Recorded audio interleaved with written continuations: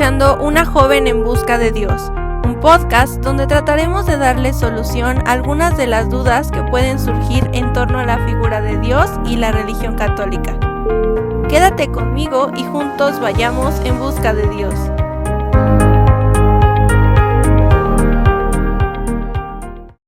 Hola y bienvenidos a un nuevo episodio de Una joven en busca de Dios.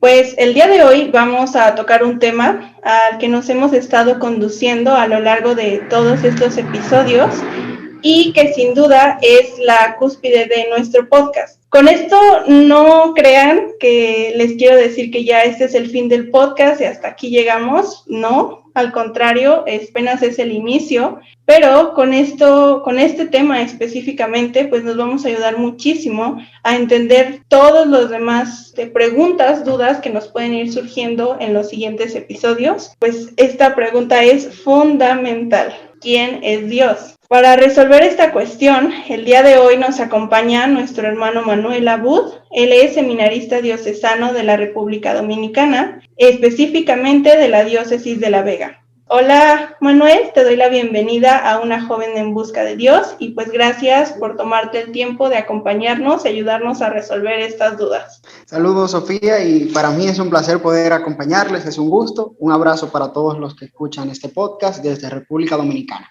Ya lo dije, pero igual de nuevo te lo digo, muchísimas gracias por tomarte el tiempo y pues para no alargar este episodio demasiado, pues vamos a dar inicio a este tema un tanto complicado.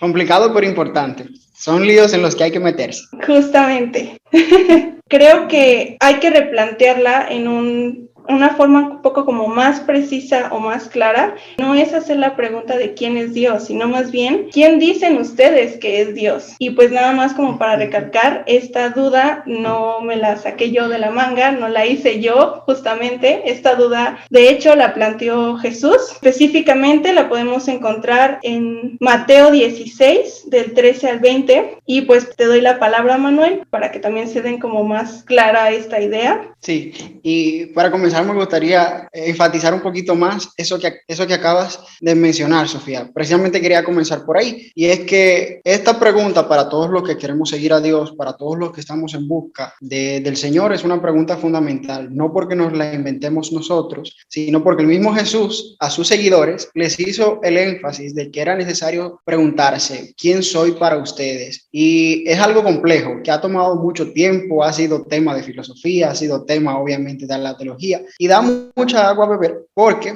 incluso podemos decir que querer definir a Dios es algo complicado, es algo realmente imposible, porque incluso tenemos problemas para definirnos a nosotros mismos. Imagínense lo complicado que sería entonces definir a Dios, porque cuando definimos algo, muchas veces lo limitamos. Cuando definimos, por ejemplo, la mesa, como algo de cuatro patas, donde escribes, que puede ser hecho de metal, hecho de hierro o de otros materiales, ya estamos encasillando que todo lo que reúne esas características es una mesa, ese es su límite. Pero a Dios no podemos restringirlo, definirlo de una manera tal, así y acabada, sino que es más complejo. Y tenemos el ejemplo con nosotros mismos. Cuando tratamos de definirnos a nosotros, normalmente decimos: yo soy Manuel, pero yo no soy mi nombre. Yo soy seminarista, pero pero tú no eres simplemente tu ocupación, tú no eres a lo que te dedicas, tú no eres simplemente el lugar de donde vives. Entonces notamos cómo entramos en un problema o en una dificultad al momento de querer definirnos, y en un momento determinado de nuestras vidas podemos atribuirnos ciertas características y vemos que pasan los años y esas características van cambiando. Destaco eso para decir que querer definir a Dios, querer limitarlo, es una tarea difícil y prácticamente imposible. Que no busquemos definirlo como si fuese una definición de Wikipedia. Decir quién es Dios es decir algo así como sacado del diccionario Larousse o algo parecido. Y lo digo porque a veces en nuestra catequesis, en nuestra formación católica, a veces se han cometido muchos errores pensando que la gente sabe quién es Dios o conoce a Dios simplemente porque se aprende un concepto. Dios supera cualquier idea, supera cualquier concepto. Yo recuerdo que cuando estaba en la catequesis, el afán de mi catequista era que yo,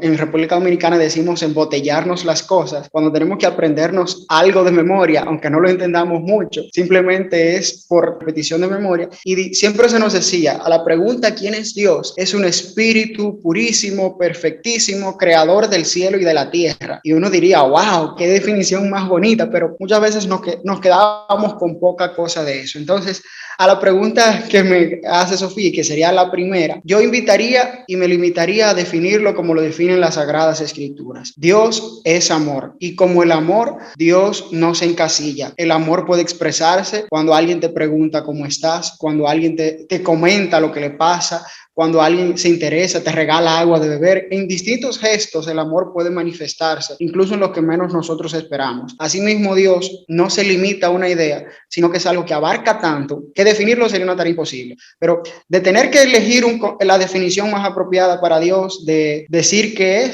es amor, amor que todo lo envuelve, amor que todo lo crea, amor que todo lo hace posible. Y después de ser amor, creo que lo más interesante que podemos hacer para descubrir quién es Dios es basarnos en las Sagradas Escrituras y ver qué ha dicho Dios de sí mismo. Es el camino, es la verdad, es la vida. Es el buen pastor, es misericordioso, es el Padre amoroso. Y viendo todo eso entendemos un poquito más quién es Dios y todo lo que abarca. Es maestro, fue carpintero, todas esas cosas cercano a nosotros, todas esas cosas nos hacen comprenderlo un poquito mejor y creo que nos ayudarían a entender. Yo creo que tratar de definir a Dios es sumamente complicado. Como bien dices, las cosas o las personas que tenemos enfrente de nosotros luego nos cuesta muchísimo trabajo describirlas, ¿no? O sea, personajes, cosas cercanas que vemos diario, es como complicado poder describir incluso nosotros mismos, como ya lo veíamos igual en el episodio pasado, el tratar de definirnos a nosotros es una tarea muy complicada. Pues imagínate, ¿no? O sea, lo complicado que es definir a una persona que no puedes ver. Pero creo que la definición que das es algo muy claro y bastante preciso. Ahora bien, es irónico que nosotros cuando estamos en la misa decimos que creemos en un solo Dios, pero cuando platicamos con las personas suele resultar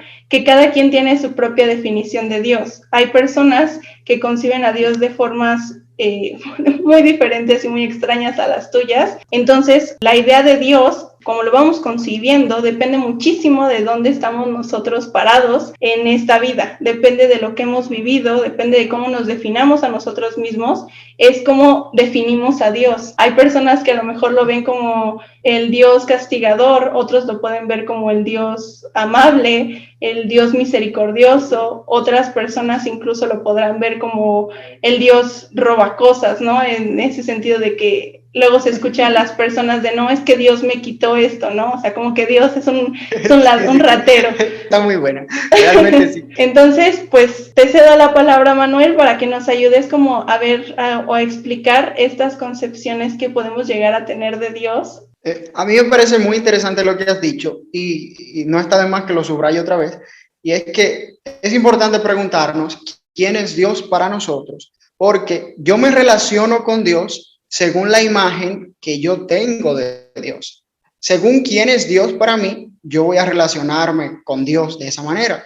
Y nos topamos con muchas personas, en cierto momento me ha pasado, que no avanzo en mi vida espiritual y en conocer a Jesús porque la imagen que estoy siguiendo de Dios está equivocada, o porque lo he adecuado a mis parámetros, o lo he visto desde mis heridas, desde mi crisis, o lo he juzgado mal por el mal testimonio que ha dado alguno de sus miembros, o he pensado que Dios es los errores de sus seguidores, los errores que puede cometer la iglesia, y no necesariamente. Ahí ha faltado a veces formación, ha faltado cuidado, ha faltado indagar un poco más quizás en la vida espiritual, y no juzgando a nadie, sino que el proceso para conocer a Jesús es como el proceso para conocer a un amigo. Cuando yo conocí, por ejemplo, por primera vez a Sofía, que fue precisamente en temas relacionados con la evangelización digital, yo no sabía mucho de ella.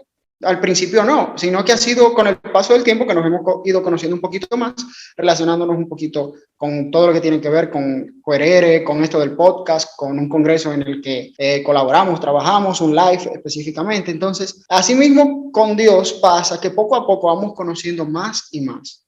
Muchas veces las personas creamos una imagen de Dios partiendo de las primeras impresiones, de lo que he vivido, de cómo me ha tratado la vida, de los errores que he cometido, de los infortunios que tenemos.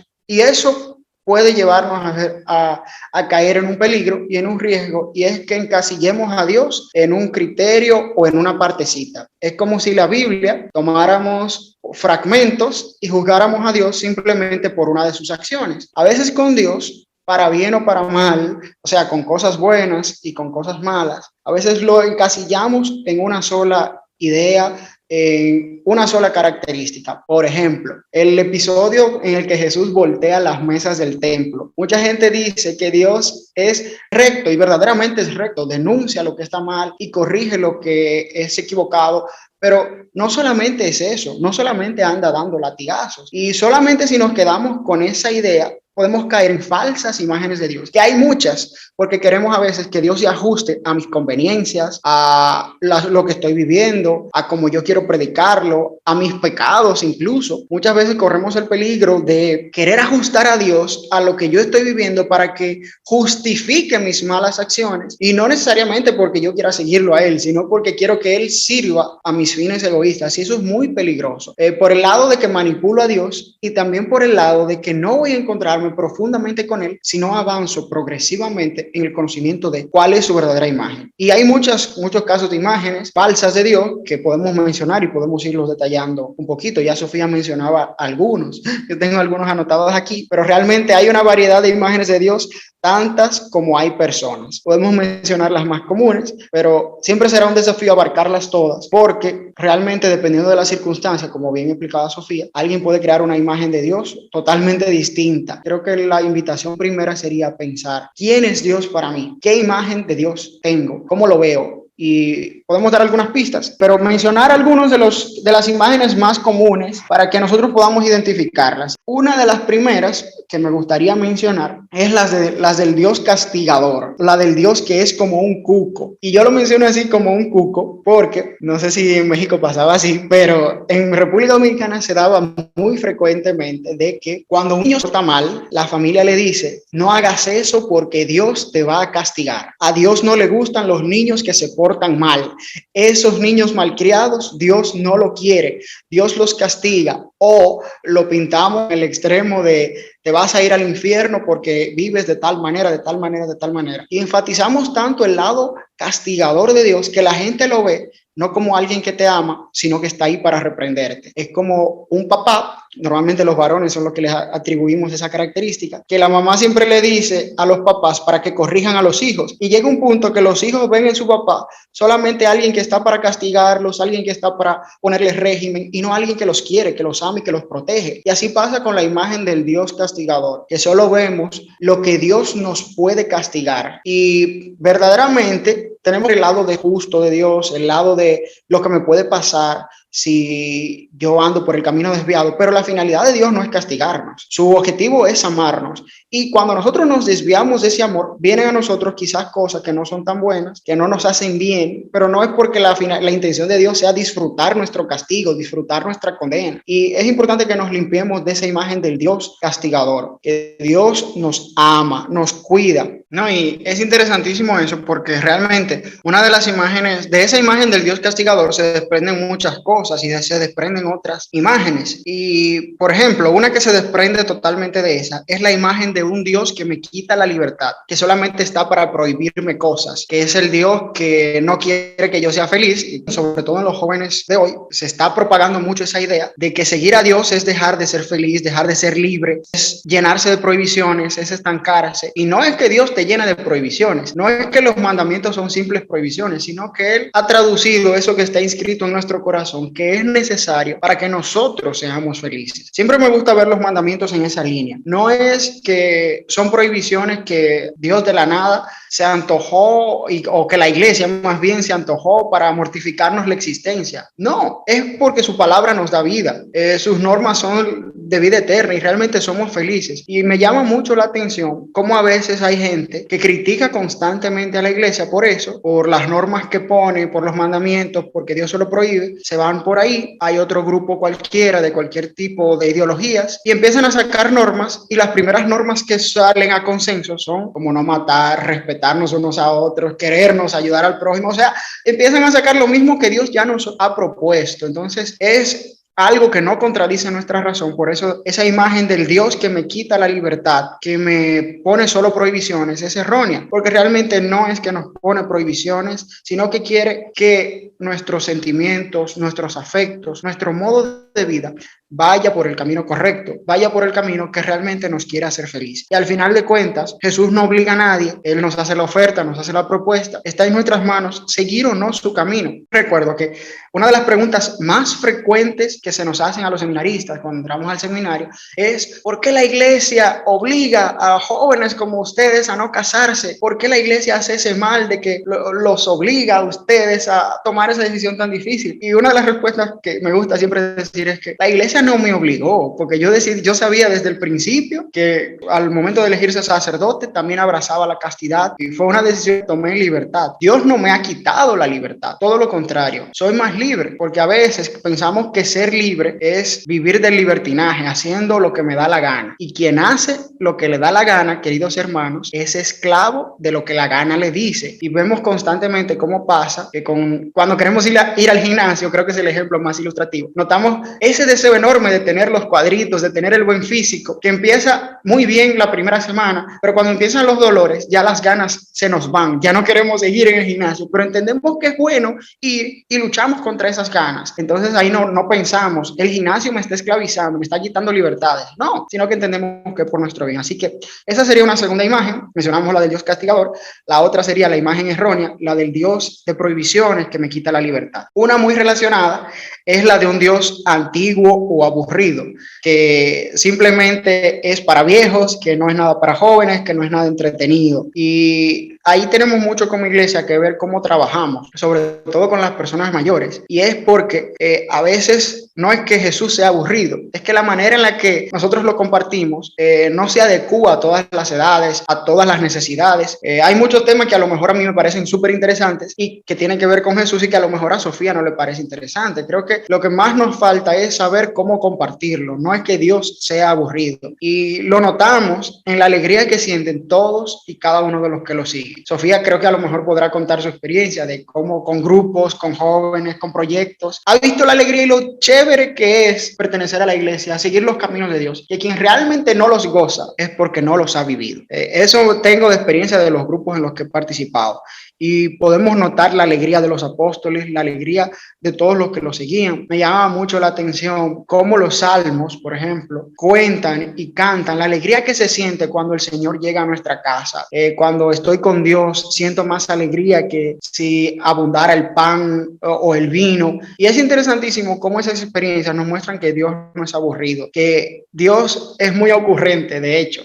Dios se las ingenia de las maneras más inesperadas para ayudarnos a salir adelante y vivir esa alegría. Y no es un Dios de lo antiguo, todos los días son novedades. Si Dios es aburrido, puede ser que lo esté buscando en el lugar equivocado. ¿A qué me refiero? Si, por ejemplo, yo soy un joven que tengo chispa, que soy dinámico, y voy al grupo de los viejitos del asilo de ancianos que se reúnen a rezar el rosario, quizás de una manera un poco monótona, puede que me lo encuentre aburrido. Y no es que sea quizás aburrido, sino que no va de acuerdo al carisma de mi espiritualidad. Y por eso me noto cansón. Por eso hay que seguir buscando, conociendo los grupos, conociendo las distintas cosas que tiene la iglesia para ofrecernos. Hay muchos que a lo mejor no simpatizan con la devoción mariana, pero simpatizan con la adoración a Jesús sacramentado, que son amantes de la lección divina, que se consagran al Sagrado Corazón de Jesús. En fin, es cuestión de buscar ese carisma y ese espacio donde realmente me encuentre con el Dios de la alegría y el Dios de la novedad. Otras de las imágenes que podemos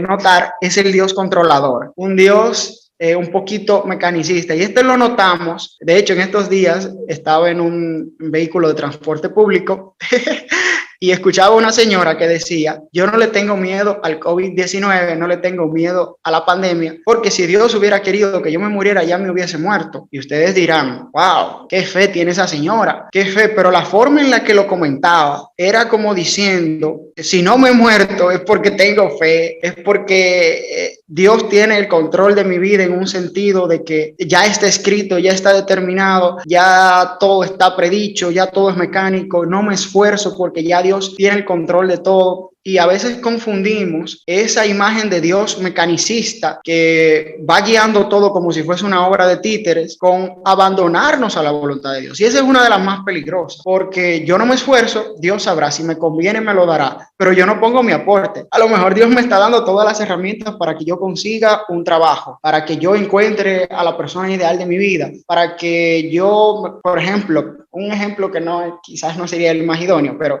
me gustó porque un padre lo ilustró en una Eucaristía. Mucha gente que dice, Señor, ayúdame a sacar la lotería, ayúdame a ganar la lotería, pero nunca juegan el billete, nunca van a sacar el número para jugar la lotería. O sea, es como si no ponemos el esfuerzo necesario para que los frutos se den. No es que le estoy mandando a jugar lotería por si acaso. No, simplemente no, estoy poniendo aquí no damos esos consejos.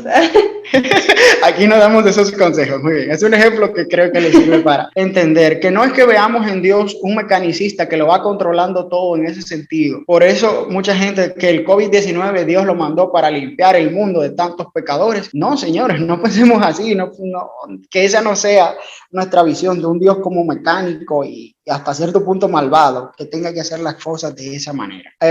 Algo también interesante, otra imagen peligrosa, me gusta decirlo así porque son un poquito peligrosas, es la de ver a Dios como si fuese un cómplice, como si fuese mi cómplice. En vez de verlo como un amigo al que yo debo seguir y cumplir su voluntad, lo veo como alguien que justifica todas mis malas acciones. Y eso pasa cuando malinterpretamos la imagen de un Dios misericordioso. Pensamos que Dios es misericordioso, que Dios sea misericordioso significa que va a apoyar todas las cosas que yo haga, incluso malas. Y a veces pecamos con la idea de, eso no es nada, Dios me va a perdonar. Eso no es nada, me voy, me confieso y lo vuelvo a hacer porque Dios me va a perdonar. Dios te va a perdonar, pero cuando no tienes verdadera intención de arrepentimiento, verdadero deseo de cambiar, realmente estás manipulando a Dios. No te estás acercando más a Él, sino que lo estás viendo como un cómplice que está ahí para justificar todas tus acciones. Y se ve mucho en las corrientes actuales, como dicen que Dios lo que mandó fue amarnos los unos a los otros, que el amor es primero, y vendemos el amor como que es aceptar todo.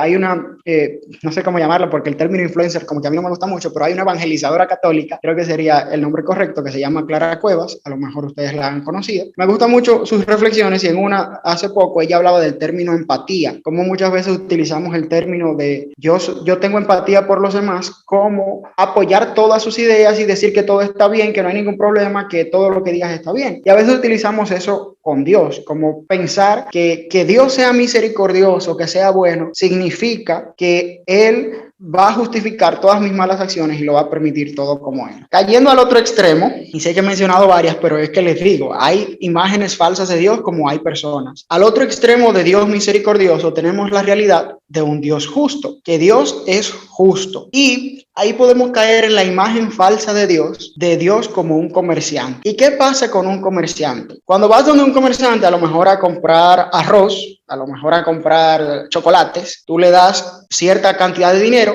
para que él te dé el equivalente a ese dinero en chocolates. Ahí es simplemente un negocio. Tú me das y yo te doy. Yo te doy 5 pesos, tú me das 5 chocolates. Y eso es justicia según los criterios de la retribución. Dios es justo, pero su justicia incluso excede eso. Y a veces creemos que los beneficios de Dios, las bendiciones de Dios, se consiguen solamente si yo soy bueno, Dios solamente me escucha, si yo realmente actúo bien, si yo cometí algún pecado, ya mi oración no tiene efectividad, no vale nada. Y pensamos que Dios es un comerciante. Yo hago acciones buenas para que Dios me dé bendiciones. Yo hago sacrificios, no por amor al prójimo, sino con el interés de que Dios me conceda un milagro. Y vemos a Dios como si fuese un comerciante más al que yo negocio. Mira, Señor, y a veces con promesas y sacrificios puede pasarnos esto. Mira, Señor, yo voy a dejar de ver series esta semana para que tú me des un trabajo bueno. Y tú piensas, wow, está haciendo un sacrificio, pero realmente es con la intención por debajo de una especie de negocio. Y Dios no es un negociante más. Si la razón por la que yo dejaría de ver series o hago un sacrificio es para acercarme más a Dios, para parecerme más a Él, no para que Él me dé bendiciones, vanagloriarme de las bendiciones que sin conocimiento de Dios. Y eso es algo que tenemos que tener cuidado. Si vemos a Dios como un comerciante, porque eso nos enseña mucho el libro de Job, cuando notamos que Job, un hombre que era bueno y que no merecía que vinieran sobre él ninguno de esos males, se tropieza con unas situaciones desafortunadas, es porque la intención del libro, la intención del mensaje que nos quiere dar ese libro sagrado es que la justicia de Dios no funciona según nuestros criterios de retribución, de que tú eres bueno, inmediatamente te damos algo bueno, de que tú eres malo, solamente te van a pasar cosas malas. La justicia de Dios no funciona de esa manera, no funciona con nuestros criterios, sino que lo sobrepasa. Y es interesantísimo que lo tengamos pendiente, porque a veces podemos estar jugando con Dios y eso no nos hace bien a nivel espiritual, porque entonces cuando nos llegan pruebas, nuestra fe va cayendo, porque decimos, yo tanto bien que he hecho por Dios, yo tanto que me he entregado a Dios y mira cómo Él me paga, yo voy a dejar de seguirlo. Y a lo mejor esa crisis que está pasando es lo necesario para que tengas una bendición mayor. Lo notamos en el libro de Job, y cuántas veces dejando algo que a lo mejor nos daba cierta contentura, encontramos algo que nos da verdadera felicidad. Creo que por ahí he mencionado algunas de las más de las imágenes de Dios más conocidas. Otra quizás que me faltó es la de un Dios tapa agujeros, la de un Dios que está para resolver problemas, la de un Dios que está ahí para sacarme de todos los aprietos. Es como si decimos, yo no estudio para el examen, Dios me iluminará, me dará la sabiduría necesaria, yo invoco al Espíritu Santo y tendré todos los conocimientos que no aprendí durante el año, el Espíritu Santo me los va a iluminar al momento del examen. Vemos a Dios como ese que está ahí para reparar todos los males que hacemos, y es muy interesante que tengamos pendientes así. Tengamos cuidado, que Dios no es un tapa agujeros. Pues creo que todos los que acabas de mencionar son como las formas más comunes en las que la gente logra ver a Dios. De hecho, por ejemplo, a mí me gustaría agregar una visión más a ese Dios que creo que va muy encaminada al tapa agujeros, ¿no? Que es como el mago que saca un conejo del sombrero. O sea, queremos que Dios sea ese mago de que ya ahorita le pedimos, no, ¿sabes qué? Quiero tener dinero, como decías, ¿no? Y ya queremos que nos lo aparezca en un 2x3. Justo tú lo mencionabas en una de las visiones y me gustaría hacer como hincapié en esa. Nosotros aquí en México, no sé si allá en República Dominicana también lo ocupen, ayúdate que te ayudaré, ¿no? O sea, queremos que Dios nos dé las cosas. Sí. Lo bonito de esa expresión es que la gente asegura eso está en la Biblia. Eso está en la Biblia. Y escuchamos mucha gente que dice, porque la Biblia dice, ayúdate que yo te ayudaré. Justamente. Y no lo encontramos en ningún lado. Pero lo más irónico es que lo dices, pero no lo llevas a cabo, ¿no? O sea, te la vives diciendo, ayúdate que te ayudaré, y de todos modos no lo hace la gente cuando debemos nosotros como personas, como individuos, realmente ponernos en ese punto, ¿no? Y decir, a ver, ¿qué estoy haciendo yo también para que Dios me ayude? No queramos que nos aparezcan las cosas, y no lo hacemos, seguimos esperanzados a que Dios nos dé las cosas de la nada. Entonces, pues sí, nada más esa era como la última imagen, que creo que va encaminada a todo. Ajá, adelante. Me gustaría también hacer mención a algo, y es con relación a las dudas. Es verdad, a veces llegan dudas que son problemáticas en base a la imagen equivocada que tenemos de Dios, pero algo que he aprendido es que esas dudas no siempre son negativas, porque creo que sin dudas no crecemos en la fe, y es necesario que nosotros tengamos incluso ese hábito de hacernos preguntas. Ok, yo creo que Dios es mi Padre, pero ¿por qué? ¿Qué significa Padre? Yo creo que Dios es amor, pero ¿por qué? Y hacernos esas dudas nos puede ayudar a purificar mucho nuestra imagen de Dios. Y aquí les comparto una historia, brevemente, trataré de ser lo más breve posible, que encontré en un libro de un sacerdote jesuita que se llama Martin Lenk. Es un sacerdote de origen alemán, pero que ha trabajado muchos años en República Dominicana, y escribió un libro titulado Buscando a Dios. Y en ese libro, es un libro con un matiz filosófico, y él responde o va viendo argumentos de cómo muchas corrientes ateas han negado ciertas cosas de Dios. Y en el libro, el padre Martin Lenk, de una manera muy clara y precisa, aclara cómo esas corrientes ateas no necesariamente son malas, porque cuando llegan esas visiones equivocadas de Dios, nosotros nos hacemos preguntas y purificamos la imagen de Dios que nosotros podemos tener. Hay una historia muy ilustrativa en este sentido, y es titulada Un Dios de madera, y cuenta cómo en una tribu tenían una especie de plaza. Imagínense a los indígenas con una especie de Dios de madera en el centro, y ellos adoraban, les rendían culto, era el punto de reunión reuniones, el punto de oraciones, le llevaban flores, consideraban que ese Dios de madera, que esa estatua, los protegía de todas las tormentas, ayudaba a que sus cultivos crecieran, en fin, ese Dios era la pieza central de su existencia. Ocurrió que en un momento azotó una tormenta a la tribu y cayó un rayo sobre la estatua de madera que la dejó convertida en cenizas. La gente pensó que no habría ningún futuro ya porque se había destruido su Dios. ¿Quién los protegerá? No estamos protegidos. Realmente, ¿cómo podremos vivir sin Dios? Algunos dijeron, bueno, ya podremos hacer lo que siempre queríamos porque ese Dios de madera siempre nos estaba molestando y mirando como alguien que está ahí para sacarnos en cara lo malo que hacemos. Se reunió el consejo de la comunidad y pensaron, bueno, pues hagamos otra vez un Dios de madera con una madera mejor, más robusta, que dure más y que no lo rompa. Pero decían, ¿y cómo vamos a hacer que la gente ponga su confianza en un Dios de madera que nosotros nos inventamos y ya ellos han visto cómo una tormenta lo destruyó? En la disputa, el más joven del consejo se acerca y les dice, pero es que Dios no ha muerto. Y si Dios no hubiera muerto, ¿qué hace? Los demás lo miraron al joven como un poco escéptico, pero es que tú no has visto cómo un rayo mató a Dios, cómo un rayo acabó con Dios. Y el joven dice, sí, lo he visto.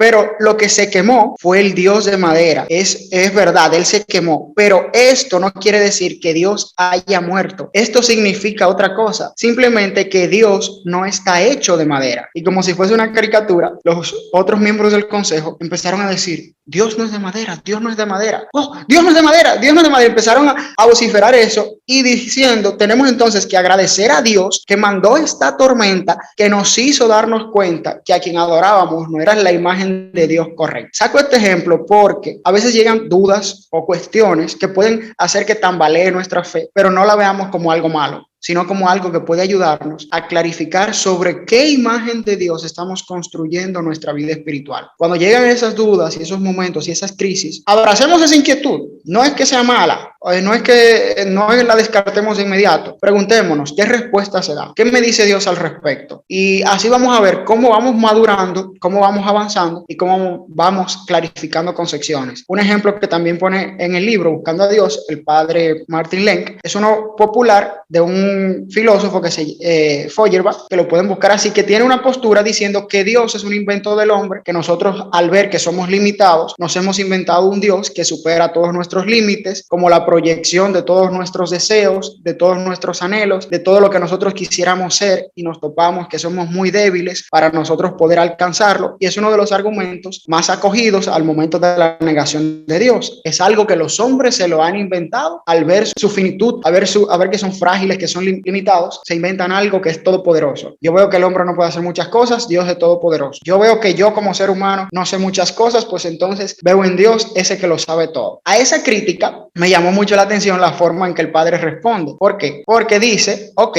el deseo de que exista un Dios todopoderoso no muestra que Dios existe, pero tampoco muestra que Dios no existe. Y ponemos un ejemplo. Yo puedo decir a Sofía ahora, yo tengo sed, yo desearía que en la nevera hubiera un vaso de agua. Que yo diga deseo que haya un vaso de agua en la nevera, obviamente no dice hay un vaso de agua. Yo no estoy seguro de que hay un vaso de agua, pero tampoco me dice que no lo haya. Existe, que puede haber la probabilidad de que exista ese vaso de agua, con ese ejemplo. Y lo que más me gustó de la respuesta que da el padre Martin Lane es que explica, el Dios que nosotros seguimos los cristianos realmente son las proyecciones que los seres humanos están buscando. Y él ponía, ¿qué buscan los seres humanos normalmente? Buscamos poder, buscamos fama, buscamos vanagloria. Jesucristo realmente nos invita a eso. Estamos siguiendo a un Dios de fama, de poder, que rompe todo y que tiene vanagloria, que tiene fama. No, estamos siguiendo a un Dios crucificado,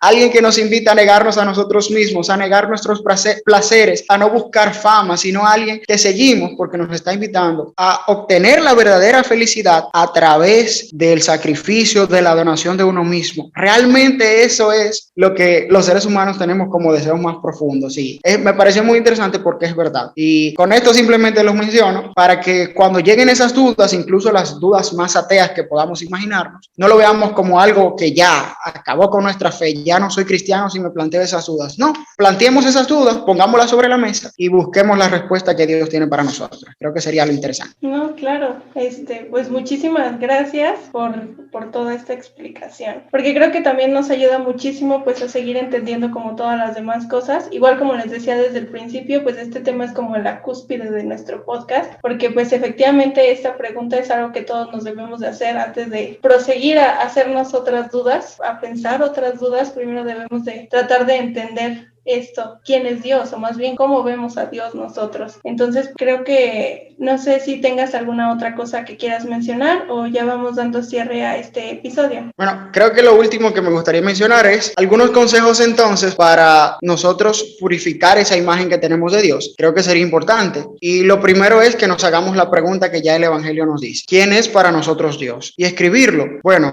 alguien que yo busco solo cuando tengo problemas, escribirlos y que no nos dé miedo las respuestas que podamos sacar. A lo mejor Dios no es para mí lo que debería ser, pero si yo estoy claro de qué es ahora, puedo trabajar para lo que será después o para lo que tiene que ser. A lo mejor yo no considero a Dios un amigo, pero por el momento lo escribo y voy viendo por qué no lo considero un amigo, qué me falta, y voy trabajando en eso, porque no podemos tener miedo a las respuestas y a las preguntas que nos puedan surgir. Más miedo debería darnos seguir a Dios erróneamente. Por eso preguntémonos seriamente, ¿qué imagen de Dios tengo? ¿Sobre qué está construida? ¿Hay que abandonarla, esa imagen de Dios que tengo, o hay que reafirmarla? ¿Tiene esto bien? ¿Tiene esto mal? Esas imágenes de Dios hay que purificarlas, y para eso hay que ver no solamente un árbol, sino que hay que ver todo el bosque. No solamente el pedacito de la Biblia que más me convenga, el versículo que le dé más duro a mis enemigos, sino ver toda la Sagrada Escritura. Y no huyamos de las críticas, sino que reflexionemos sobre ellas. Creo que sería importante. Y como iglesia, un mensaje final que creo que sería muy bueno. Nosotros tenemos un compromiso muy grande, porque como cuerpo de Cristo, mucha gente entiende que Dios es según el testimonio que nosotros damos de Cristo. Si yo no doy un correcto testimonio de Dios, difícilmente alguien descubra en Dios el amor. Por eso depende mucho y hay una relación muy estrecha de el testimonio que damos y la forma en que vivimos el camino de Jesús,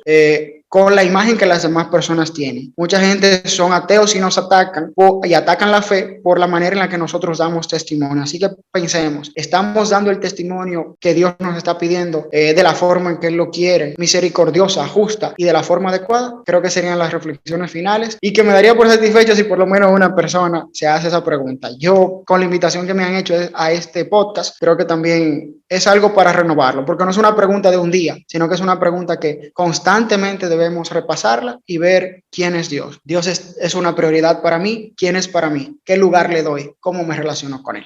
Pues muchísimas gracias, Manuel. Creo que todo quedó súper clarísimo. Te agradezco muchísimo por tu tiempo, por todo lo que nos acabas de compartir. Espero que a los que nos están escuchando les sirva de mucho. Y pues igual, Manuel, esperamos pues tenerte pronto en algún otro episodio para que nos compartas más acerca de algún otro tema, profundizar más en algún aspecto. Muchísimas de nada y yo encantado. También, si quieren seguir profundizando sobre el tema, yo les recomiendo leer el Catecismo de la Iglesia Católica. A partir del número 198 empieza a hablar del credo, de creo en Dios Padre, y ahí podemos instruirnos un poco más. Pues muchísimas gracias, y pues a todos los que nos están escuchando, antes de dar como ya fin, quisiera recomendarles el Instagram de Manuel para que lo vayan y lo sigan porque tiene contenido muy bueno. Lo pueden encontrar como Manuel-ABUDM. Tiene mucho contenido también muy informativo y muy padre para que no se lo pierdan. Y pues por último los quiero yo dejar con esta cuestión: ¿quién dicen ustedes que es Dios? Eso fue todo de mi parte. Mi nombre es Sofía y esto fue Una joven en busca de Dios. Hasta la próxima.